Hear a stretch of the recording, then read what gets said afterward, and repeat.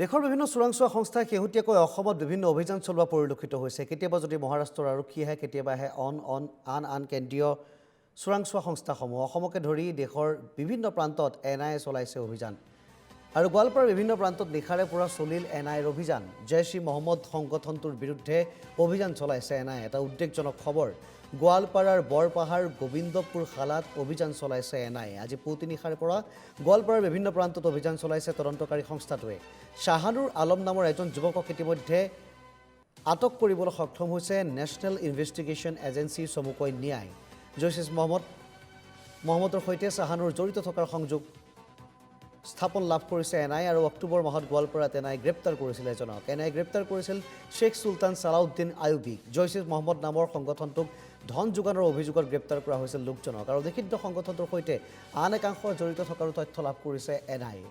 অসমৰ উপৰি জম্মু কাশ্মীৰ, মহাৰাষ্ট্ৰ, উত্তৰ প্ৰদেশ আদি ৰাজ্যতো অভিযান চলাইছে NIA। আমি পোনপটীয়া সম্প্ৰচাৰ গোৱালপাৰালৈ যাব বিচাৰিছোঁ।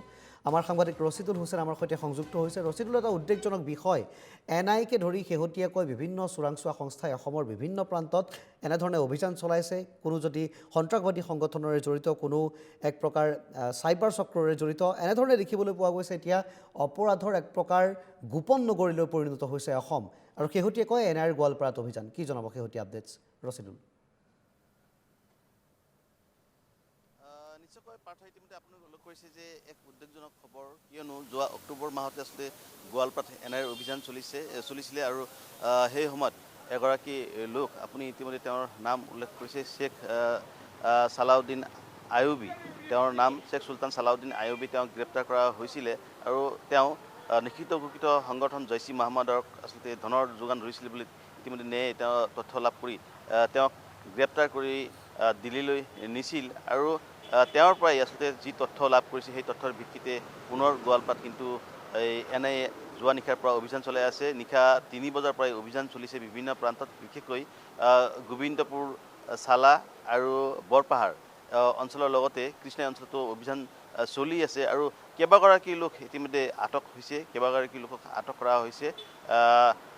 তেওঁলোকক ইতিমধ্যে সোধ-পোছ কৰি থকা হৈছে। এই মুহূৰ্তত গোৱালপাৰাৰ যি সংৰক্ষিত আৰক্ষী ছাউনী আছে, সেই আৰক্ষী ছাউনীতে আছোঁ। আৰু সহযোগী ভিডিঅ'জনী সঞ্জীৱে দেখুৱাব, এই আৰক্ষী ছাউনীতে তেওঁলোকক ৰাখি পেলাই জেৰা চলাই থকা হৈছে। তেওঁলোকে আচলতে প্ৰকৃততে এই সংগঠনৰ সৈতে জড়িত আছে নে নাই, সেই সম্পৰ্কে আচলতে NIAই জেৰা চলাই আছে। কিন্তু NIAই যিহেতু যথেষ্ট আচলতে তথ্য লাভ কৰিছে, বা তথ্য অবিহনে NIAই কেতিয়াও এনে অভিযান নচলায়, সেয়ে তেওঁলোকে তথ্য লৈয়ে গোৱালপাৰাত উপস্থিত হৈছে। আৰু গোৱালপাৰাৰ বিভিন্ন ঠাইত ইতিমধ্যে অভিযান চলি আছে। নিশা 3 বজাৰ পৰাই অভিযান চলি আছে বুলি আমি জানিব পাৰিছোঁ। আৰু NIAইক সহযোগ কৰিছে STF স্পেচিয়েল টাস্ক ফ'ৰ্চৰ লগতে গোৱালপাৰাৰ স্থানীয় যিসকল আৰক্ষী আছে, সেই আৰক্ষীয়েও সহযোগ কৰিছে। কিন্তু এটা উদ্বেগজনক খবৰ যে নিষিদ্ধ ঘোষিত সংগঠন জৈশ-ই-মহম্মদৰ লগত অসমৰ যি যুৱকসকলৰ যি যোগসূত্ৰ, সেই যোগসূত্ৰই এক আচলতে অহনীয় সংকেত কঢ়িয়াই আনিছে, চিন্তনীয় বিষয় হৈ পৰিছে। আৰু বিশেষকৈ যি গোবিন্দপুৰ, চালাৰ লগতে আন অঞ্চলতো অভিযান চলি আছে। ইতিমধ্যে শাহানুৰ আলম নামৰ যুৱক এজনক NIAই আটক কৰিছে। সমানে সমানে আন কিছু লোককো আটক কৰিছে, যুৱককো আটক কৰিছে। আটক কৰি এই যি সংৰক্ষিত আৰক্ষী ছাউনী, তাত লৈ অহা হৈছে। আৰু ইয়াতেই সোধ-পোছ কৰা হ'ব। তেওঁলোকক সোধ-পোছ কৰাৰ অন্তত এৰি দিয়ে এনে NIAই গ্ৰেপ্তাৰ কৰি তেওঁলোকৰ নিজৰ কব্জাত লয়, সেইটো আচলতে লক্ষণীয় বিষয়। সেইটো বিয়লিৰ ভাগত গম পোৱা যাব। কিন্তু প্ৰাৰম্ভিক খবৰ এই যে গোৱালপাৰাৰ বিভিন্ন ঠাইত এতিয়াও কিন্তু অভিযান চলি আছে। গোৱালপাৰা আৰক্ষী সহযোগ কৰিছে, সমানে সমানে স্পেচিয়েল টাস্ক ফ'ৰ্চেও সহযোগ কৰিছে। আৰু স্পেচিয়েল টাস্ক ফ'ৰ্চ আৰু গোৱালপাৰা আৰক্ষীৰ সহযোগত NIAই সুদূৰ দিল্লীৰ পৰা আহি ইয়াত অভিযান চলাই আছে। যিহেতু যোৱা অক্টোবৰ মাহত এগৰাকী লোকক শ্বেখ ছালাউদ্দিন আইয়ুবীক গ্ৰেপ্তাৰ কৰিছিলে। আৰু তেওঁ জৈশ-ই-মহম্মদৰ নিচিনা নিষিদ্ধ ঘোষিত ইছলামিক সংগঠনক টকাৰ যোগান ধৰিছিলে। আৰু সেই তথ্যৰ ভিত্তিত তেওঁক গ্ৰেপ্তাৰ কৰি দিল্লীলৈ নিছিল।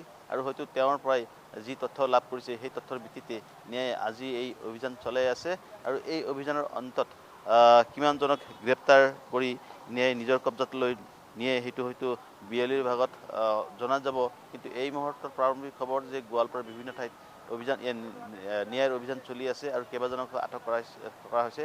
তাৰ ভিতৰত চুলতান যি এগৰাকী যুৱক, কৃষ্ণাই টুকুৰা অঞ্চলৰ এগৰাকী যুৱক শাহানুৰ আলম, তেওঁ আছে।